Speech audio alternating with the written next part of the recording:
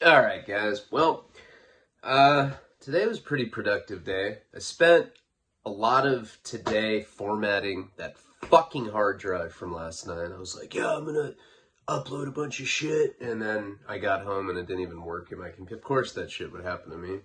So all day I was like figuring out how to do that. That was my morning, and then I went through my hard drive and I uploaded, I don't know, just a variety of stuff. I didn't want to like blow my load all in one shot, but I feel like I put some things up. Next is like having that live where we figure out GIFs.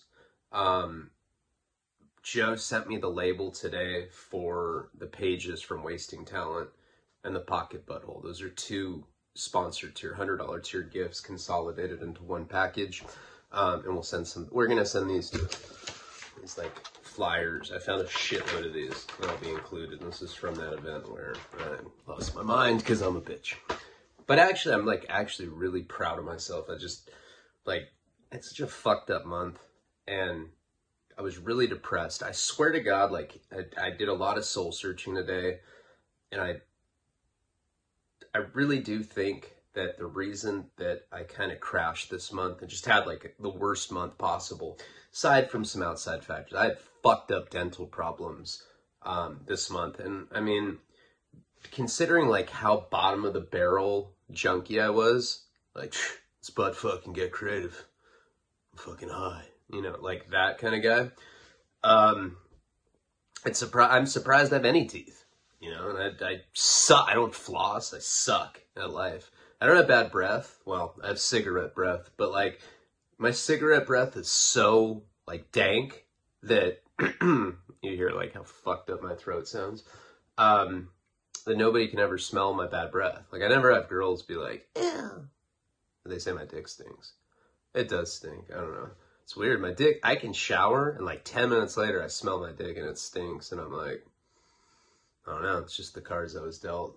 So I'm working through that right now. But let's figure out the gifts. Let's figure out the calls. Like, I'm back. I like called people I haven't talked to in months and like made amends today. I was like, I'm sorry. Like, I've just been really depressed. And I think what happened, going back to that, sorry, I smoked weed tonight because now it's like 3 a.m. I had so much stuff to take care of today. Like I got all that stuff up on Patreon. I got back into the documentary. I put some cuts up on the upper tiers, and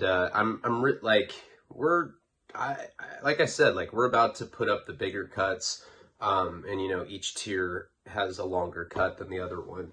But I like the stuff that we did today. Like I really am confident that we're like getting to the end of it now. Such a long, tedious, fucked up process. But so I worked on that, and then I worked on that script with Nick, you know, trying to get that done. And we're trying to get the nonprofit thing going. I didn't talk to Joe today, but like I said, I just saw him when I was up in Santa Barbara, and it's like that's going to happen soon too. I don't think I'm going to be too involved with it because my hope, like I've been saying, is I just want to build it, pass it on to people that I trust, and just know that I had a part in its creation because I'm just so busy. Maybe if like my schedule calms down a little bit, I can focus. But for the moment, I'm just trying to build it and like pass it on. But the reason I think that this month was so difficult for me was having to watch my childhood over and over and over again. And then like having to watch all this really fucked up dope fiend footage. You know, with as much like raw stuff as I've put up on Patreon of like just different raw, like an hour from my life when I'm 20, there's like, I don't know how many hours of my life is just on Patreon, you know, different cuts, different raw footage and stuff, I mean, from the documentary, but there's quite a bit. And you guys still haven't seen like the crazy, I'm saving, there's definitely like a lot of shit that I'm just saving until the end, and I think you're going to be surprised with some of the footage that I have. Not to say that I don't have a bunch of like extra stuff that I can throw up on here. I was looking through everything and I was trying to figure out exactly what to do, but I have a plan for tomorrow as well. I want to like put stuff up tomorrow. I think that because I'm doing the film about myself, you know, there's like 2 different tanks that I'm running off of. There's the creative tank and there's the emotional tank because I have to look at myself and I have to like watch myself smoke crack. And I also have to watch myself like what a piece of shit I was to all my girlfriends. Like I was so bad to them. They'd be like, hey babe, how you doing? I'm like, shut up, cunt. You fucking die, you fat bitch. She's like anorexic. She's like, am I fat? I'm like, yeah, you are. That's why I have an eating disorder, because you're fucking fat. Like I'd say shit like that. And really had nothing to do with any of those women. It just had to do with me being a piece of shit. I don't know. I mean, you guys know that. It's not, it's not like I'm like, hey guys, just want you to know I'm a piece of shit. Now you know. I mean, you guys know. But I don't treat Karina like that.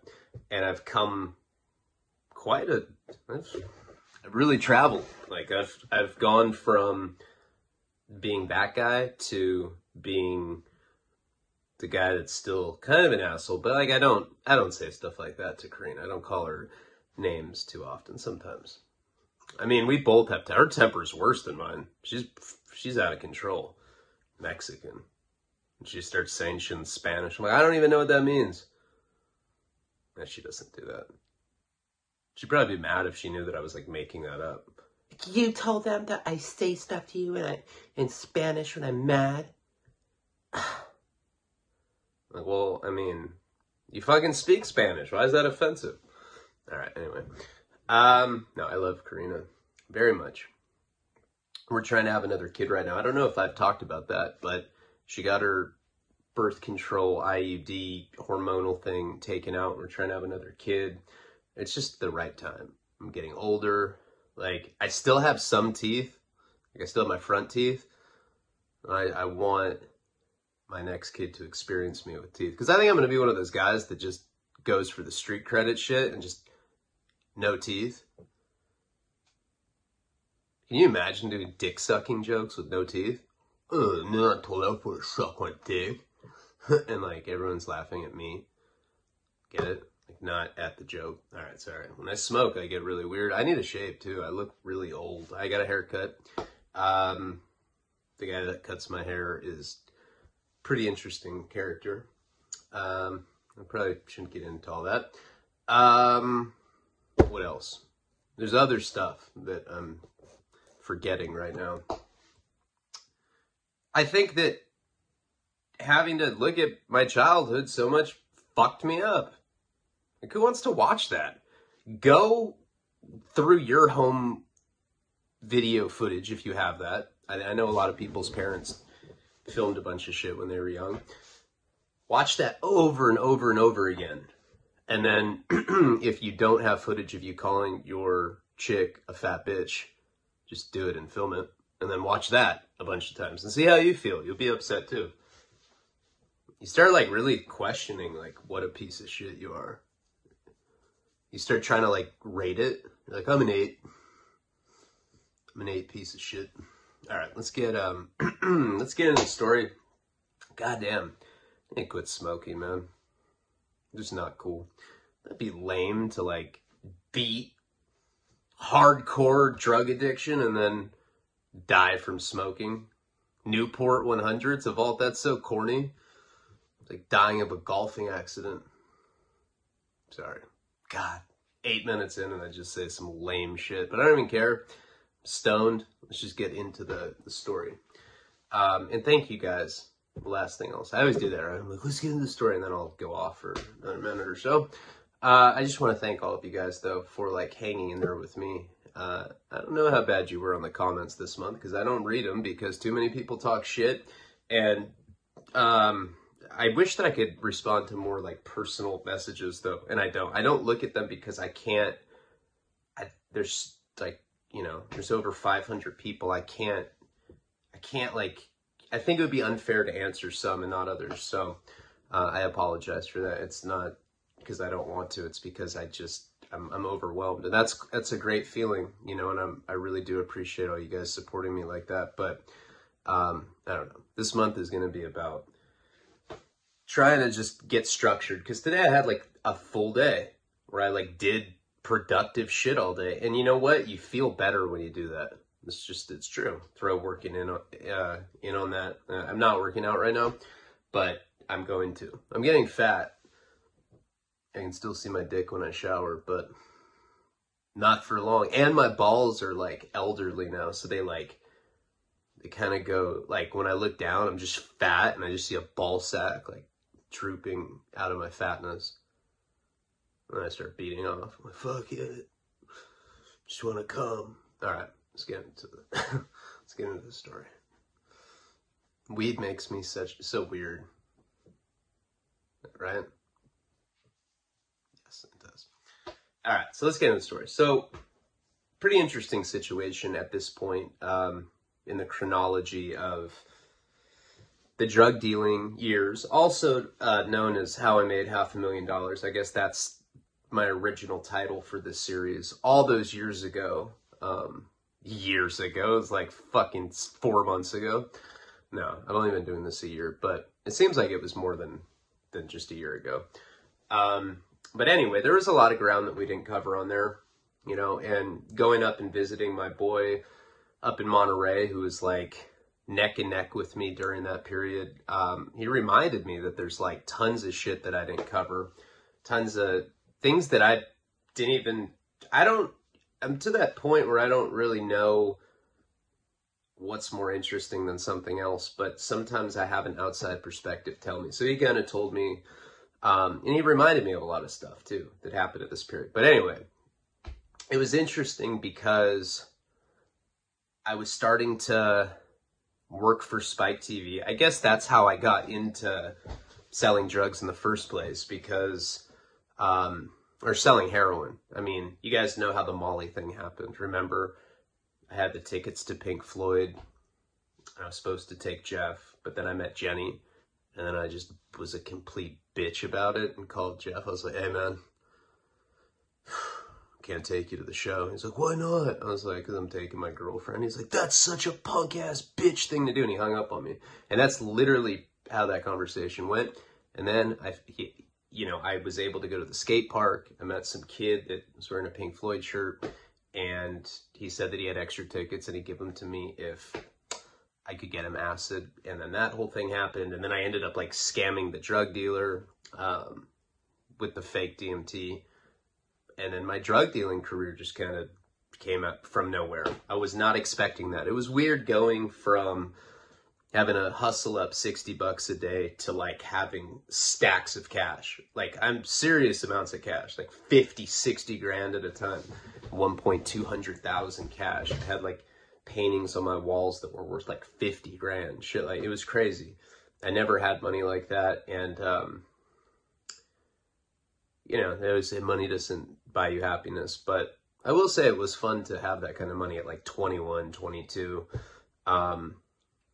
And I was delusional. I didn't think it was ever going to end. But what had happened is after I started selling the Molly, I kind of got hooked up with Spike TV. And I've talked about that before. Paul had that footage of him getting lit on fire. He's going to sell it to one of the, I don't know, I guess he was an executive producer back then. In film, an executive producer is not as important as an executive producer in television. Executive producer in television is like the big head honcho. In film, executive producer doesn't necessarily, that's not the biggest producing title. Regular producer is. That doesn't matter. You're like, who gives a fuck? Let's talk about dick sucking, butt fucking. Okay. But I basically weaseled my way into working for Spike. You know, I was like, wanted to hand deliver that footage to him. And I basically told him that, I was like, look, bro, I'm not a bitch.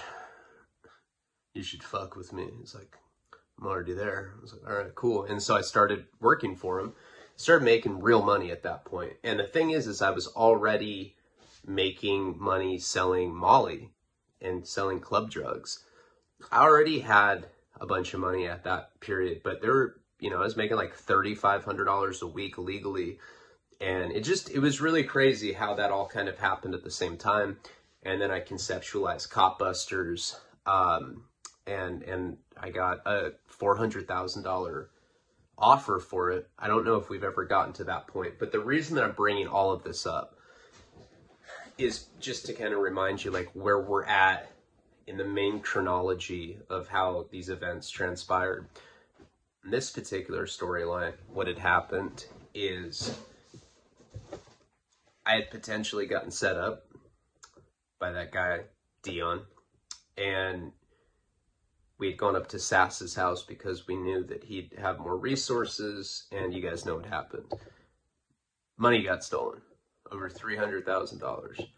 And it was from those guys from Ohio that were coming to buy 100 pounds of weed, but only brought $50,000. So we were kind of in a bad situation. Now, the Spike TV at that time, it was right when I had pitched them Copbusters. It was right at that time. Because remember when we got back from Coachella, I was supposed to deliver them a treatment, and that girl took acid with Jenny and broke the laptop. So that was right around the time that Copbusters had first been presented to Spike, and they were actually interested in it. They were like, that's a great concept.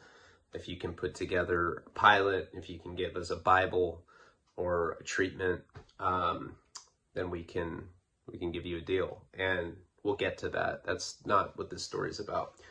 And at that same time, simultaneously, I was living in a hotel when we got back from Coachella because we didn't know if law enforcement was after us. I guess we were more concerned, though, about Sass because he knew that we had that money. I mean, he had called me from Coachella and like pretty much made it obvious that he knew. You know, we got to talk right away. We ended up hiding out, I think a month. I want to say a month. You know, maybe 2 months. I don't know. Who knows when you're doing drugs? We're like smoking crack all the time. And at that point, Jenny, I don't think was doing heroin with me. It's really, really hard sometimes on the chronology, especially when there's different ones going on. But anyway, the point is Sass had found us at a hotel because of one of the girls that we wanted to use for the pilot. That's how he had found us. We were trying to figure out how to shoot the pilot. That's right. And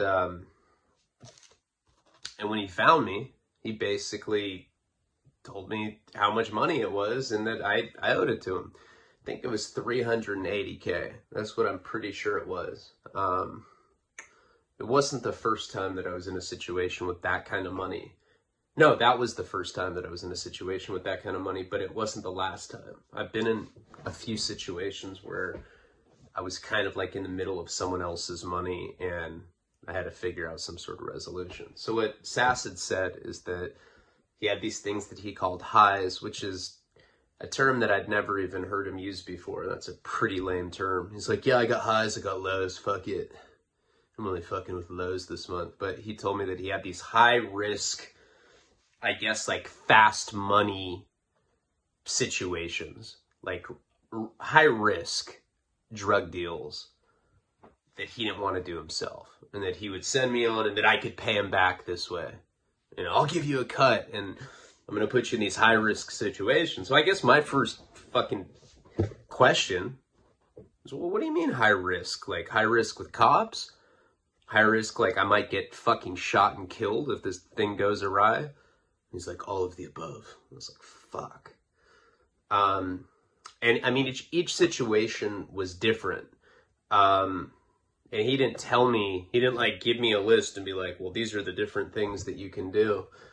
He basically just said that I was indebted to him and that he had these highs, is what he called them, and that he'd be in touch. And that was that. And at that point, we went back to my house. Now, not to confuse you guys. I know this is confusing because there's different storylines and stuff. But after Sass had found us and after he basically said that we had to start working it off by doing these high-risk situations, and Jenny was always the brains of it. And like right away, she was like, this is a fucked up deal. Like, he didn't tell you how many of these weird things you were going to have to do or like what it even entails. I mean, it sounds so mysterious. Like, who knows what could happen? I could, like, have to go to a castle and kill a prince or something. I don't know. That's highly unlikely. But you know, him saying high risk situations kind of left a bad taste in our mouth. We're like, what the fuck? So at that point, we had gone back to our house. We had had this house the whole time. And right around that period is when Jenny made me go to rehab, cheated on Jenny,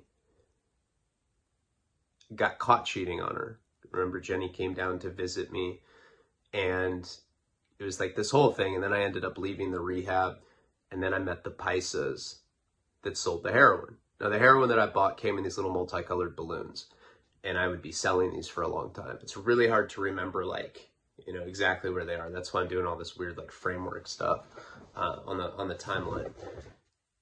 But that was a defining moment for me, because Sass had always told me, stay away from selling heroin, stay away from selling crystal meth, stay away from selling cocaine. And when we first started selling heroin, it was because we had been making so much money. I was making money off the Spike TV gig, and I was making money off selling Molly, and it was just easy come, easy go. You know, I was getting stacks of money all the time. So the way that it had started is after I'd left that rehab and I'd met the paisa, I don't know, I bought probably $100 worth of these balloons. I think back then you could get 24 of these 0.2 of a gram balloons downtown LA for $100 for a 24 pack of them. And then in Santa Barbara, at a certain point, we were selling those balloons for $50, $60 a balloon. We're getting 24 of them for $100. So you can imagine what kind of money we were making when we were bringing like $10,000 or $15,000 down there and getting them in balloons. You know, we were getting the balloons for like under $1 at that point. You know, the money at that period was just absolutely crazy. But when I had first started, I came back to Santa Barbara with those balloons.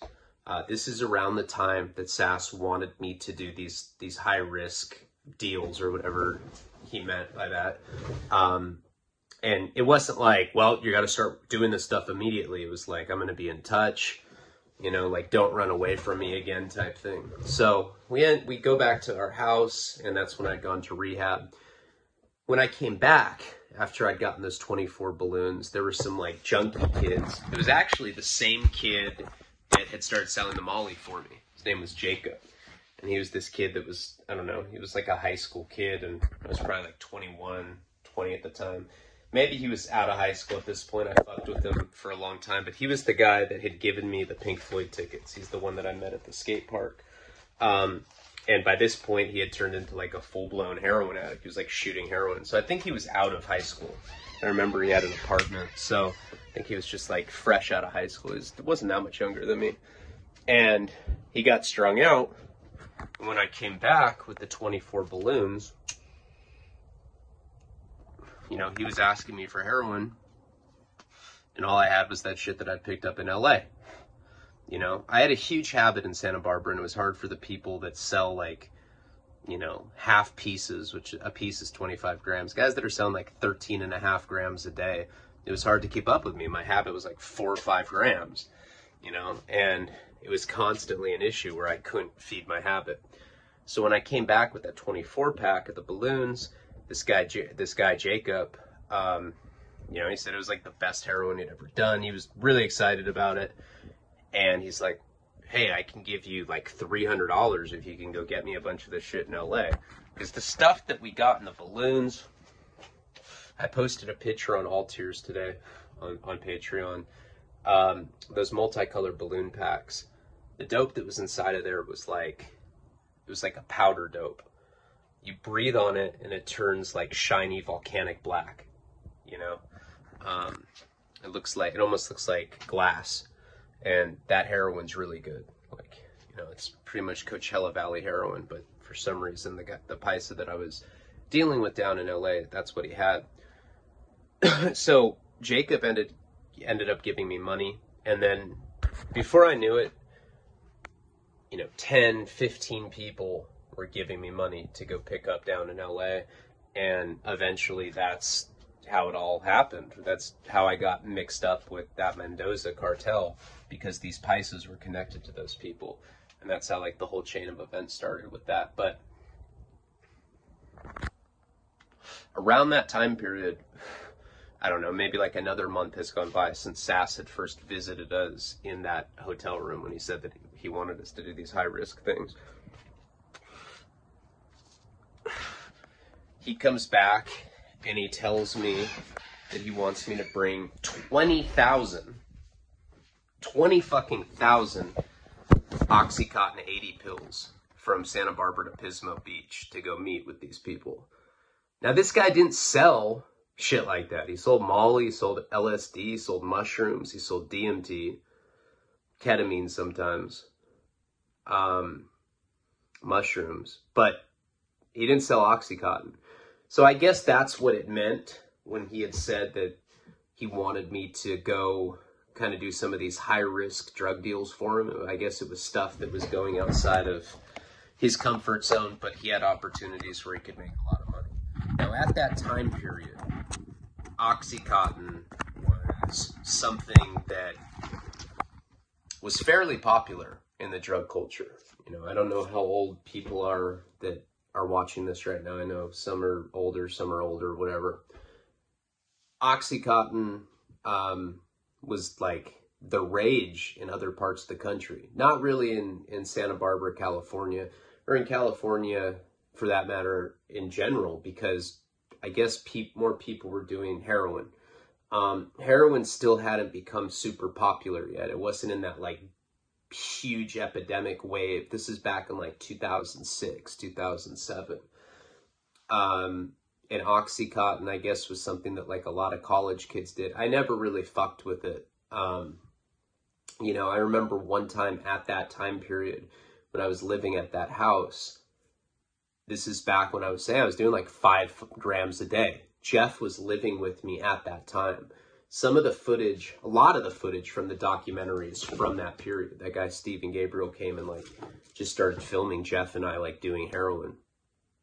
We're like, are you sure this is cool? He's like, dude, it is fucking cooler than cool. I was like, all right, I guess we'll do this on film. Fuck it.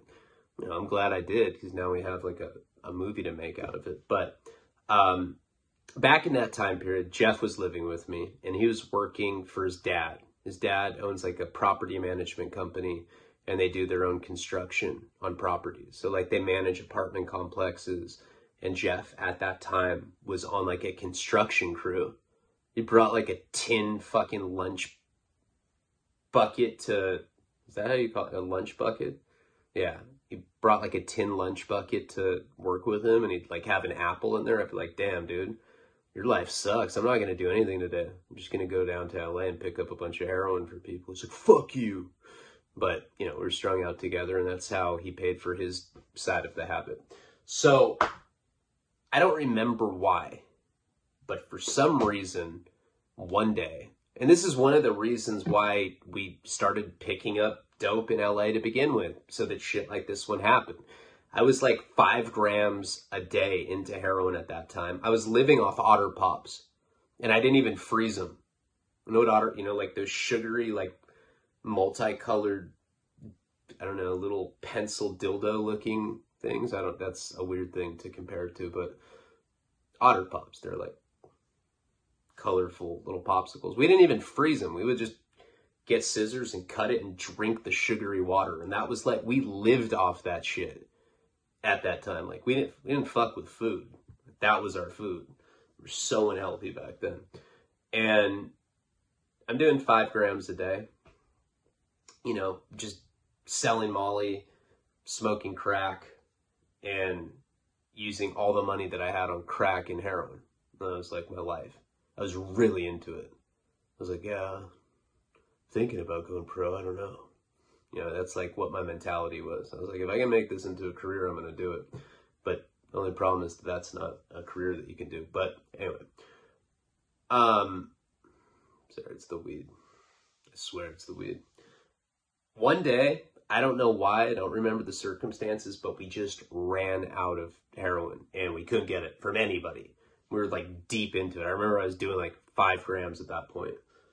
Strung out of my mind. Remember the clip from me where I like show my arms and I'm like, this is what happens when you listen to too much Tupac? It was like right around that time period. So I'm calling everybody, of course, because that's what happens when you're strung out. You know, you're calling people that like have nothing to do with heroin. You're calling like your dad's friends that like, you like call your dad, you're like, hey, you still got Larry's number? It's like some guy that you just have always thought looks like a junkie. He's not even a junkie. You call him and you're like, hey, Larry, I'm trying to get some black tar heroin. He's like, what? I'm like, I don't know. I gotta go. This isn't Ryan. And then I just hang up. And you start calling like everybody. You start calling ex-girlfriends. You're like, I still love you. You think you can get me any heroin? You know, and people are hanging up on you constantly. You make a fool out of yourself. You call everybody in your Rolodex trying to see if they can get it. That's like extreme measures. Now, you know, I'm older now. I live in a major city. It's not like that. You know, if I ever wanted to get high on, if I wanted to do heroin right this second, it's like 3 a.m. I could get in my car, go downtown LA, and I could have it in like 10 minutes from being down there, which is horrible. You know, just to know that like constant threat's always looming. But this particular day, I just couldn't get it from anybody. I called everybody, nobody had it. And finally, so like, and I never, you know, I was so strung out at that time. You know, there's people, like most people that do black tar heroin in California, do like 1 gram, 2 grams, maybe 3 grams a day. 3 grams a day, you're considered a straight loser. I was doing 5. It was like, you know, fuck you 3, and I would do 5. And I think Jeff was doing like 3. Something insane. That's so much heroin. It's like you're obliterated at that point. You can't even talk. So when that kind of insane habit gets cut off, it's hardcore. It's like the 3rd act of Requiem for a Dream. Like chicks going ass to ass and someone's arms getting cut off and the mom's getting electroshock therapy. It was just like complete hell on earth, you know, to be dope sick. I mean, just covered in sweat. And then you get inundated with this disgusting smells. You get these phantom smells. Like if you ever wanted to know what it smelled like inside of a chicken's asshole, dope sick. And with like a hint of ammonia, you know, you start getting these like just toxic, vile smells out of nowhere. You get restless leg syndrome. Your legs just start twitching, start sweating profusely, fever, hot and cold chills. The only thing that makes you feel better is to beat off. That's it. And as soon as you come, you get plunged back into dope sickness. And then you're like so sick, you can't even deal with the cum. You're like, fuck it. You just pull your pants back up and then you get a rash. That's true. So anyway, insanely dope sick that day. And I remember we had called someone at like the college, you know, that went to the local college. I don't even know like how we knew this person. The guy's like, yeah, I think I can get some Oxycontin 80s. Now, I knew that was like the hillbilly heroin and that there were people in like southern states that like shot Oxycontins religiously. I like read about it in Time magazine. I was like, oh, they're really fucked up over there, man. It sucks. And I'd like just hit my crack pipe right after reading that. So we ended up like going out to this other town. Isla Vista's like 15 minutes away.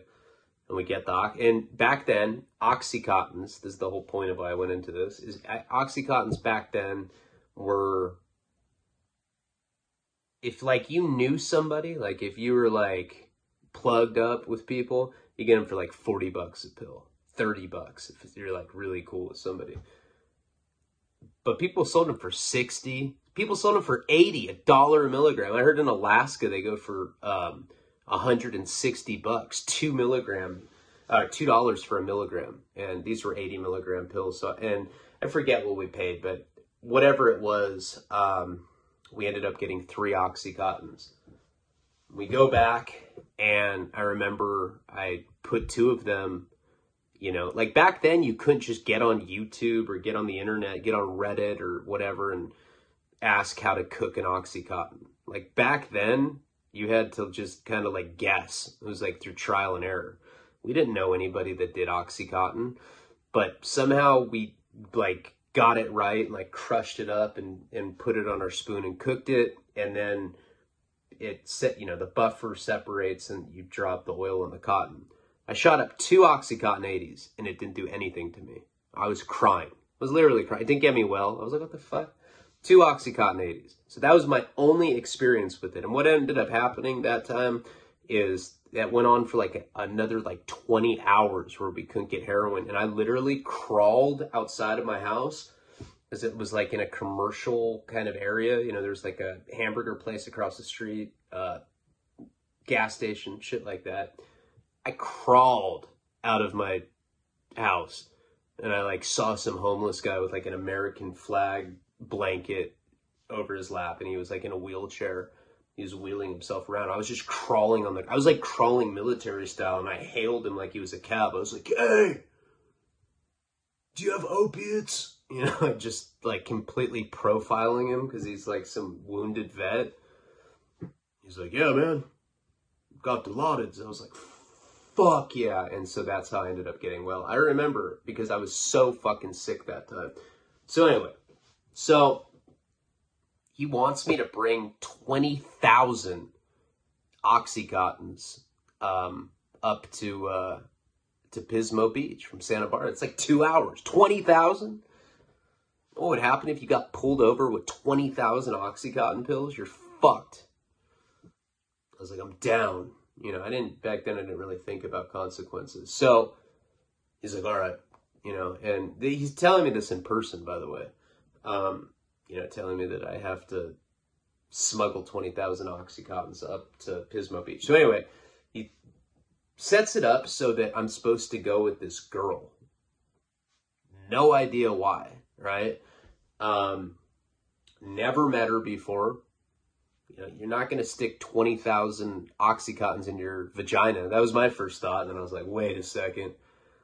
There's nobody that could do. Maybe my ex-wife could do that. She goes hard. Yeah, she's a whore, but she is. I try not to hate, but it's so hard. You are such a drug addict. You're such a fucking drug addict. Shut up. I accidentally posted that thing on the $20 tier. I'm sorry. Shh. We don't talk about that again. So I end up going to Pismo Beach. He has the oxys delivered to me. And the guy that delivers them to me is like the most sketchy. Like this guy, Sass, wore like Abercrombie and Fitch stuff. He drove a Prius. You know, he looked like this little, you know, his constantly red cheeks, little rosy, chubby red cheeks. And he wore like turtlenecks and shit. Drank red wine. It was like that kind of guy. So in the people that he hung out with, for the most part, were similar. Like, he didn't like hanging out with people that were obviously, you know, drug dealers. The guy that came over to bring me the pills was like the most sketchy looking guy I've ever seen in my life. You know, he had like dollar signs tattooed on his nostrils. I was like, what the fuck? He's like, hey, here's the Oxycontin pills. There's 20,000 of them. Felt like I was on a Sons of Anarchy episode. I was like, all right. I don't know why you have to fucking say out loud what's in there. He's like, okay, bro. I was like, all right. And he just ended up leaving. But yeah, and I'm not joking about the dollar signs tattooed on his nose. That's a real thing. So I end up having this 20,000 pills. And then the next day, this girl's supposed to go with me up there. And she's going to drive. So this girl picks me up. And I'd never seen her before. I have the pills, 20,000 of them. When she gets there, we open up the trunk and I kind of like move things around. There was a subwoofer in it, and I put this like, do you know how big 20,000 pills is? You're talking about like, it's like a fucking potato sack full of drugs. It was insane. I mean, looking back, $20,000, 20,000 pills times $80. Just think about how much money that is. I'm not good at math, but that's hardcore amount of money. How much is that? I don't know. I kind of want to do the math right now. But anyway, so I end up going with this girl in her Jetta. She's got subwoofers in her trunk. Again, I don't know why I'm with this girl. Like, I have a car. I think I had more than one car at that point. I don't even remember. But for some reason, he insisted that I go with this girl. So we start driving, up to Pismo Beach. She's driving. And we're not talking. Like this, it's like a silent car ride. Like, I think I was like loaded, you know, I was probably all gouged out on heroin. So I was just kind of like sleeping for most of the ride. And then she starts talking to me probably like 40 minutes into this 2-hour ride. And she's like, so how long have you known Sass? I was like, I don't know, like a year. She's like, that's cool. She's like, do you want to know what I do for a living? I was like, no. She's like, I do porn. I was like instant, and you know, this girl, was she hot? Like I don't know. I'm into personalities, but she was like a girl next door, like, she looked like a librarian or something, but not like an old one. Not some like, you know, Barbara Bush librarian. I'm talking about like, she just looked like okay, maybe like she looked like a 6th grade teacher or something. Definitely didn't look like a porn star. Like all of a sudden my interest was piqued a little bit, and my curiosity was piqued. So she's like, yeah, I do porn. She starts telling me about herself, and the fuck, her name was Courtney. Yeah, her name was Courtney. That's her real name too. So this girl Courtney was telling me how she was from, I think, Arkansas, one of those states. Arkansas, Mississippi, I don't know, one of those. And she'd come out to LA to do porn. And while she was there, she had met some, like, I don't know, Iranian dude. And he became her sugar daddy, and he lived up in Santa Barbara. And so he ended up getting her an apartment. She was driving like a brand new Jetta that he had bought for her. And I guess this guy just paid all of her bills. And she told me that this guy was paying enough where she didn't have to do porn anymore. So basically whatever she was making with porn, he made her a better offer. And he said, nope, I'm just going to be your sugar daddy. You're going to come live with me up in Santa Barbara. And I was like, I was like, well, how do you know Sass? And she's like, I don't. I was like, okay. I don't know. He made me go with you. She's like, yeah, we're taking it to my boyfriend up in Pismo. It's just like, okay, sugar daddy, boyfriend. Now I'm starting to feel a little uncomfortable in the car ride. Everything is going well at that point, I guess, except for that. Now I'm like sitting in the car tripping about showing up with this girl at her boyfriend's place, because I know how insecure and fucked up I am. If a guy gives my girl a ride, I assume that his dick was in her mouth. I don't care how loyal the girl is. That's just how I think. I'll smell her mouth. I'll be like, come on. I want to see if you smell like cock. You're good, babe. It's a game eventually you're going to lose. When girls are like, oh my God, he's so weird. I don't even like him that much. I just like his drugs. No, Jenny wasn't like that. She liked me. So like the rest of the car ride is like pretty much silent, you know? She's like, do you want to listen to John Mayer? I'm like, for sure. You know, so we were listening to that. And we end up getting to Pismo. Now, what's funny about what I was just saying is smelling, hey, can I smell your breath for cock? What's funny is we get to this place, right? And her boyfriend is this like really tall redhead guy. Not the kind of guy that I expected her boyfriend to. I was expecting some guy that looked like The Rock. You know, some guy that was probably wearing like tanning grease and shit, like with a wife beater. I'm like, God damn, man, he's shining. But it wasn't that kind of guy. It was like some tall redhead dude with freckles. Looked like he was out of a fucking comic book or something, you know? Archie. Is that his name? Archie? Yeah, it looked like that kind of shit. And she's like, hey, this is the guy that he sent. And he's like, hey. I was like, hey. I was like, do you have the money? And he's like, oh no. We have it worked out with him where we have a certain way that we're going to get it to him. Now, Sass didn't tell me anything about these people. He didn't say shit. He came to my place. He said, I have 20,000 Oxycontin pills. I need you to take them from Santa Barbara to Pismo. He never told me anything about collecting money. And I'm like, all I know is that I'm giving the guy a fucking like potato sack full of drugs. There's no way I'm leaving without money. I'm not going to be in work. I don't even know how much that Oxycontin was worth. That's why I wanted to like calculate it. But, you know, if you're talking about $80 a piece, I guess that's what its value is, because it's potentially worth that, right? So, you guys like, well, I guess we're just going to have to get him on the phone then. And I was like, well, I guess we are, you know. So, now, I'm like kind of like hanging out with this couple. And really, at first, my first like impression of them was that they were pretty normal. I mean, the girl was a porn star, but she didn't look like a porn star. And the guy was, I guess, a drug dealer, but he looked like he was, you know, from a 1950s like comic book or something. What's the guy's name from Superman? Is it Jimmy Olsen? He looked just like that. Like he was like this guy that just had a corny look, and he was tall. Tall guys always trip me out because I'm so small. It makes me feel like a bitch. That's how I felt. So I'm hanging out with them, and they live. Okay, so Pismo Beach is pretty nice. It's kind of like Santa Barbara. I mean, it's a Pacific coastal community.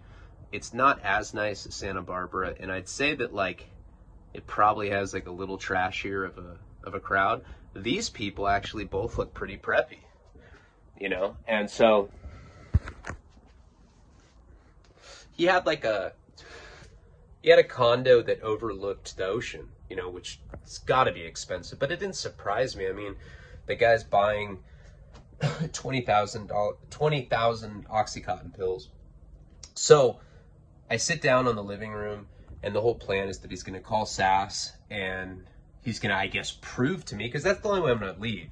I'm not going to leave there empty-handed unless he gets on the phone and convinces me that I'm allowed to do this. I mean, seriously, think about the situation. If it was you, if you owed someone money, and he was putting you in his highs. So just by virtue of what he was calling it, I already had some built-in anxiety about being in the situation. So I'm sitting down on this couch, and we're trying to call SAS, and we're not getting through to him.